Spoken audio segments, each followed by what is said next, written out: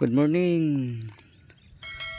Nag-a-apply tayo ng contact insecticide dahil katatapos lang natin nag-apply ng input pang pataba, nitrogen. Kaya kailangan, lalong-lalo na sa ating ina-apply na 4600, mataas ang nitrogen. Kaya matapos tayong mag-apply ng input, kailangang mag-apply din tayo ng pang patay dangan. Dahil sa ating experience, pag mataas ang nitrogen ng ating palay, ma-attract ang mga dangan. Diyan ma-attract ang mga dangan. Kaya ang depensa natin, mag-apply tayo ng contact insecticide upang mataboy or mamatay yung mga dagan na nandoon sa ating palayan, dahil dadami yan matapos nang mag-apply. So ang in-apply natin ay may powder, dahil dagsa dito sa amin ang bunhok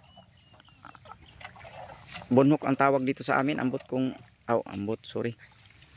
Hindi ko alam kung ano ang tawag sa ibang area. Yung atake dito, yung mamatay yung palay, mag-yellow, maglibo-libo, portion, yun ang atake ng bunhok. Kaya nag-apply tayo ng powder na pangbunhok talaga, upang hindi masyado pang dumami, makontrol natin. So kailangan sa palayan, again, after sa application, mga 5 days after sa application, ito ay pang-6 na araw na matapos tayong nag-apply ng nitrogen. So dapat 5 days maka-apply na tayo, pero hindi tayo naka-apply kahapon dahil malakas ang ulan. So ngayon na tayo. So upang maiwasan ang mga pag-atake ng mga dangan, dahil marami-rami ang armyworm.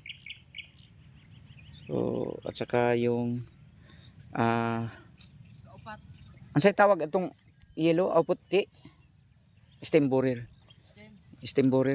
Yan. Yun ang agi ng stem borer. Ayan, may mamatay na mga portion, pero portion lang. Ayan, nakapag-itlog sila, pero naka-apply din tayo ng systemic nito. Buti na lang naka-apply tayo ng systemic after 20 days sa ating pag-direct. Nag-apply na tayo ng systemic. Yun lang po, maraming salamat po. God bless sa lahat. Happy farming.